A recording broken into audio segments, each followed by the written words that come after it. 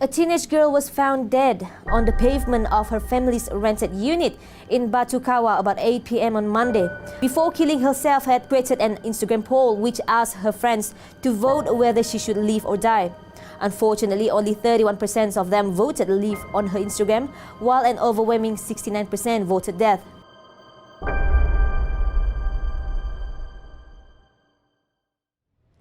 I'm now standing at the waterfront of Kuching. Kuching is the capital of Sarawak, on the beautiful island of Borneo. As with any city in Malaysia, it is rich with culture, food, people and its natural resources. According to the National Health and Mortality Report in 2015, 36.8% of Kuching residents have suspected mental health issues.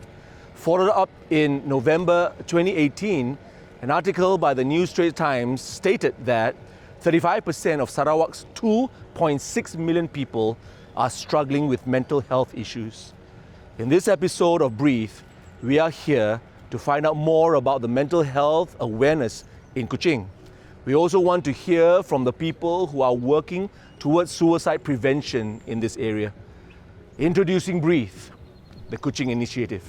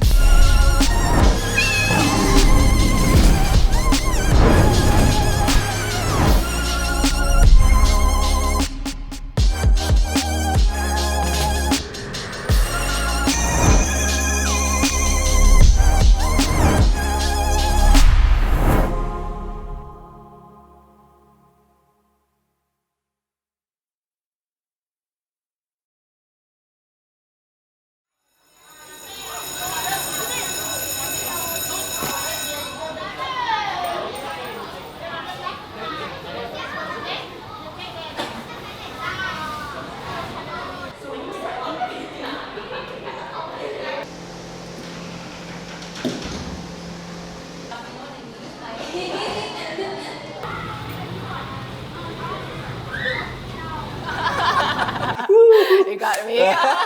Okay. So Gladys, thank you so much for being on the show.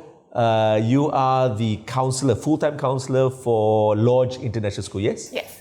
Were you always wanting to be in the line of being part of a school? Yes. Okay. I think I grew up in a family of educators, so I think I always envisioned that I could realistically do this teaching job, but not specifically counseling actually, but then what I applied for and then eventually. So now I both counsel and teach for the school. Okay.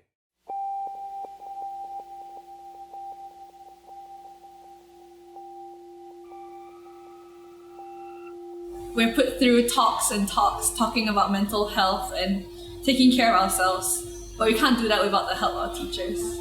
So that's why one of the things I ask all the teachers in our school to do is, before the start of the lesson, get to know your student first. Oh, that's good. And I also ask teachers, if possible, have a small talk with one or two students a day. Right? Then you'll be able to find out how are they coping with their work, in school, how are they coping at home. Have you had to deal with any unfortunate situations yes, here? We do. I think in both national stream as well as international stream. So we do at times have to call in parents and let the counselor talk to them. What is it that we can do to help the children? Up to a certain level, we said, that's so much we can do. We will refer you to qualified, psychologists which are outside there to help to manage your problem. Yeah. I think the most important thing is love the children. If you love them, you actually are more concerned. When you're more concerned, you actually understand them more, and then you know the ups and downs of the students. Yeah. So we are talking about long term in the future. If you love them more, you care more. When you care more, you actually would notice what happened to your own family members. I think that's very important in this school. This school, I heard, is a school where Befrienders was launched. Could you tell us a little bit about just why was it chosen that Befrienders was launched here? It must have been that you have a heart for these issues and that you wanted to make a difference. So could you just share that? The reason why Befrienders came in is because I have a small slogan from the school. I said, in Lodge, we care. So when we say we care for the students that has been entrusted to us. Sure. We also work with Befrienders. Like you said, we've done a suicide prevention awareness, I think last year. It was like a half-day program where we did the pledge, and then after that we ran through some different activities and games to kind of raise awareness and realize the importance of, like, I think a theme was teaming up together, you know, realizing that you are not alone. So we've done that, and then this year also at Viva we have collaborated with them to do a mental health exhibition. So this was a special one because we got some of our students' artwork, like we got them to, you know, draw about mental health, and then we displayed that, and they did really great. And because of that, Befrienders also find that, okay, now we are doing something similar, so we had this kind of collaboration. That's good.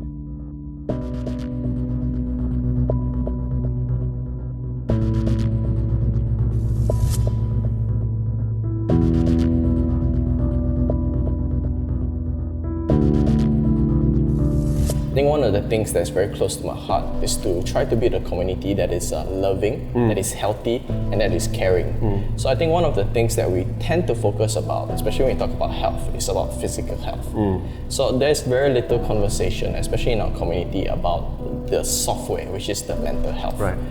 This was actually sparked even more after the case where there was a young girl where she posted a post on Instagram polling whether to live or to die. Yes, we heard about that. And the sad thing was, it could be that people were unaware or people were ignorant on the severity of the issue.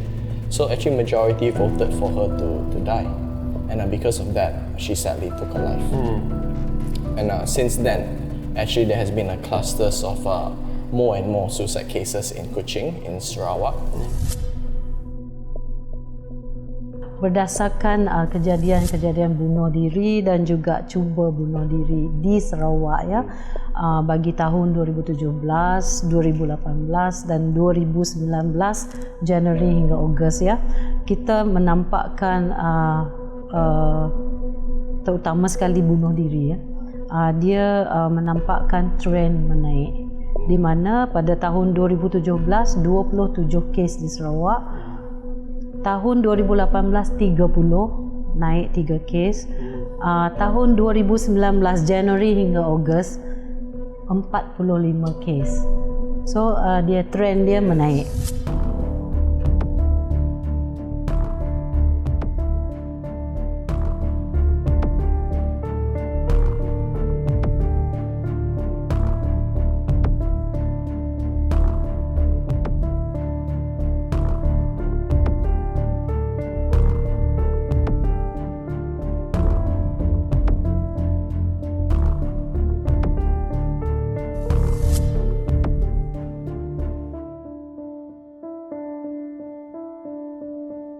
For us in Befrienders Kuching, our callers are mostly below 30. They're the youths. This is actually in line with the global survey, and research has shown that people who are in distress or suicidal, they are of this age group below 30. Right. The fact that this happens not just to the elderly, not just to even poor people, but it is more and more affecting the young people. Right. So this hits a nerve in my heart because there is so much potential in young people. These are not just the future of our country. I mean, they are the leaders of today. Most people who go to see a doctor for cold or for a headache, people don't judge them for getting treatment for that. But if people go to the clinic and say that I have depression or I have a mental disorder, people automatically somehow have a prejudice against them. There's a stigma. There's a stigma, exactly. So we want to remove that. And even in my community and even in my constituency, I've noticed that this conversation is not heavily promoted and encouraged. Basically, they don't really get much exposure here. Like, even when we first started, people were like, what is befrienders? You know, like people who have never been out of Sarawak, you know, they don't know what is really heard of it. Yeah, they don't know what is that. It's like, suicide helpline. You know, like even when you talk about suicide, or even if you talk about mental illness, people will be like, got people kill themselves one man? You know, got such things one. This was just about 5 years ago, I think not even 5 years ago. Like even now, when you talk to people, they will still be in that bubble, wondering, people get sick. Are they crazy? So the stigma is still very strong. Mental illness would be like more like crazy. Yeah, they equate that lah. They will say, you go to 7 Mile. 7 Mile is the mental hospital lah, Hospital Sentosa. So they will. So people frown on that, right? Yeah, they will make jokes about it. You know, they're uncomfortable. You can see that they tense up. You know, so we were trying to fight that lah. You know, destigmatize mental illness. You see, where mental illnesses or whether depression or suicide and all, especially suicide or suicidal thoughts when people are concerned, people feel ashamed, or people feel these are not things to talk to others about. People feel that it's bad to sort of bring out the feeling, luahkan perasaan, as they say, you know. It's bad to bring it out, it's bad to talk, it's dangerous to talk. In fact, it is actually dangerous not to talk. It is very dangerous not to talk. If people have feelings like this, they harbor feelings like this, definitely the best thing to do is, whether it's a good friend, whether it's a professional help that you can get, whether it's a counselor, whether it's, you know, any doctor, any kind of professional, psychiatrist if you can, definitely bring out them, talk about it. Don't keep it inside, don't keep it covered, don't keep it all, you know, shut and quiet, and it's wrong to tell. It's wrong to keep it quiet.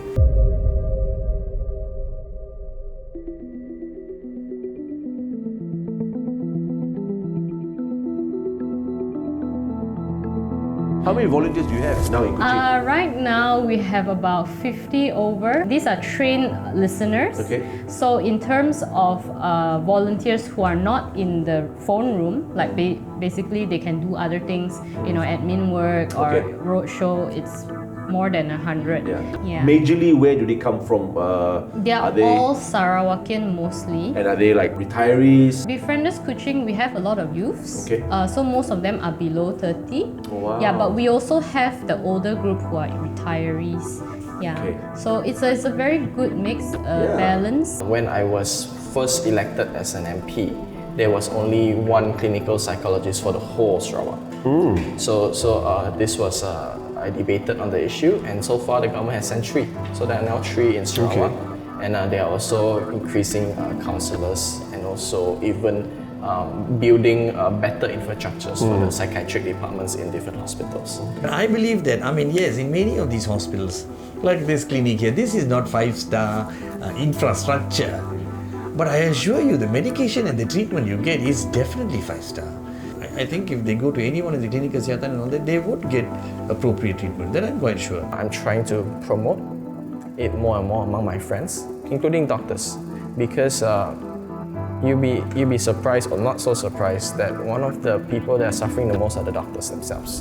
Malah, saya juga menggesa agar kerajaan untuk memperuntukkan untuk program-program support system untuk health givers kita. Doktor, pakar, MO, jururawat, clinical psychologist, counsellors. Mana-mana agar mereka juga mendapat sokongan fizikal dan mental. Jika kita menjaga kepentingan pekerja dan health givers kita, mereka akan menjaga pesakit dan juga rakyat Malaysia dengan lebih baik. So there's a famous saying that teachers are the worst students, doctors are the worst patients as well. So in Malaysia, in the past, I think 6 months or maybe 8 months already now, there are 3 doctors that took their life. So 2 of them are in Sarawak. 2 of them are in Sarawak. So this is a cause of concern. So even the professionals themselves are not immune to these issues. The doctor who's treating cancer patients can get cancer. The doctor who's treating heart diseases does get heart disease. So why not the doctor who's helping out people. Now, why can't he be depressed? Why can't he have the same issues? He's just another human being. We have this thing, because you're a doctor, how can you kill? It can well happen. And I think the medical profession needs to take, I'm sure they do, they need to take that into cognizance that, these things can happen to us as well. We are not immune. Sometimes we think that we know how to deal with it, but then we kind of bury it inside and not deal with it, thinking that we're alright. Sure. But then I want to give a safe place, safe platform for doctors or even medical professionals to come and to properly express their concerns if there is.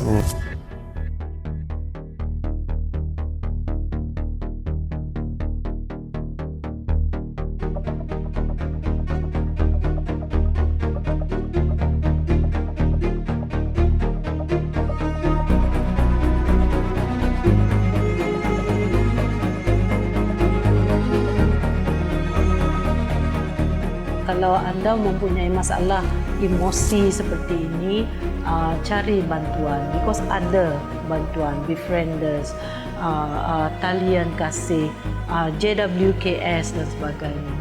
Even the police for that matters. Sebab saya pun banyak juga menerima panggilan telefon berhubung dengan masalah keluarga, masalah rumah tangga dan sebagainya. So selalunya saya akan willingly say, okay, kalau you rasa you nak bercakap dalam telefon saja ke, ataupun you nak datang ke pejabat saya, kita boleh bercakap. Then kalau dia kata saya nak jumpa, kalau dia kata nak jumpa, saya akan letakkan tarikh dan berjumpa dan meluangkan masa untuk bercakap dengan mereka.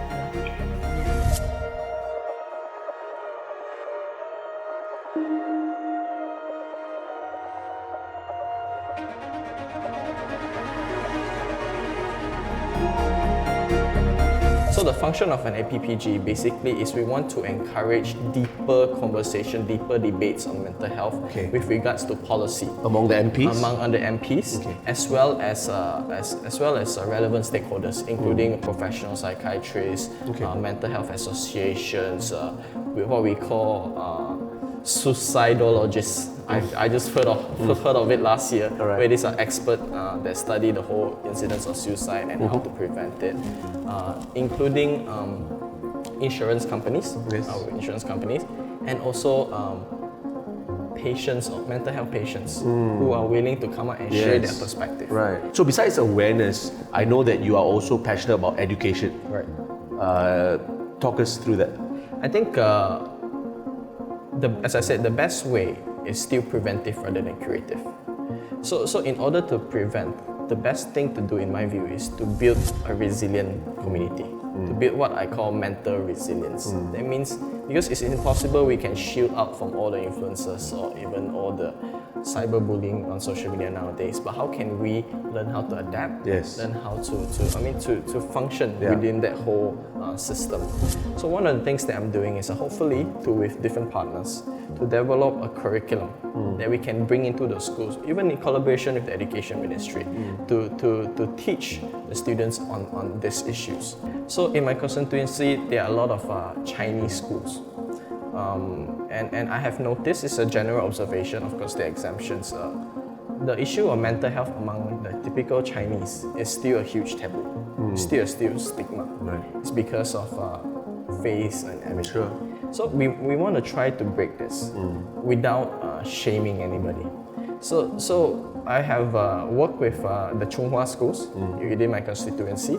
I have spoken to them.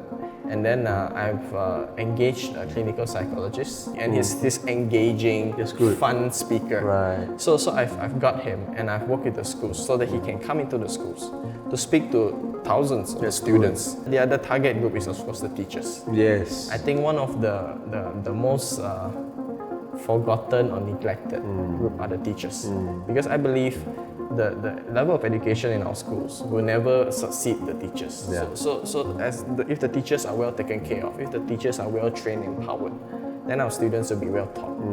So a lot of them have shared their stress, their struggles, and I even heard reports how a lot of some patients in the psychiatric hospitals are teachers themselves. So these are concerning concerning statistics, this is concerning news. Right. So how are we going to help them through this? So with this clinical psychologist that we're engaging, I also got him to engage with a session with the teachers. Okay. How to manage stress. That's good. How to speak and identify a student that is suffering from mental health issues. So that it's not just limited to the counselors, but the teacher, the whole school ecosystem is a support group for not just the students, but also the teachers and the principals themselves. Right. So I want to see this caring ecosystem in our community, So that we all watch out for one another. What are those things that you feel that student or that person listening to us should consider, either for himself, herself, or to look out for when they are dealing with their friends who are having these thoughts? Okay. I think one is, regardless of what you're experiencing, whether it's big or small, whether as how you perceive or other people perceive it, it doesn't really matter, because whatever you feel, your feelings are valid. So your feelings are real. It's nothing too small that we should discount. So because you matter, your thoughts matter, your emotions matter, and there are people who will care and support you, even if it could be the most unlikeliest person that you could think of. Right. But there is always support. So sometimes life might not seem very worth living, but I think dying is even less worth doing. Sometimes life does suck, and bad things do happen, and things get crappy, but there's so much more to say when you've gone through those things. We need to zoom out a little bit. Maybe that's another thing, like you have to zoom out a little bit and see everything in its entirety. Too close to the fire, too close to the heat. Step back a little bit. Sometimes we get so caught up in our emotions, so you have to take a step back and kind of close your eyes and take a deep breath. And I know that's very cliche, but it really does take you outside to see a little bit of the bigger picture. Sure. And see a lot of different other things that you might be able to, snag something worthwhile out from. So. And also take each day at a time, one day at a time, one step at a time. Sometimes even baby steps, right? We'll get there. Correct. So don't be ashamed of these small steps. Don't be like, I've just done this one step. I have 999 steps more to go. The fact is you made one step, and we should celebrate every single small victory, because it's still a victory. It doesn't discount it.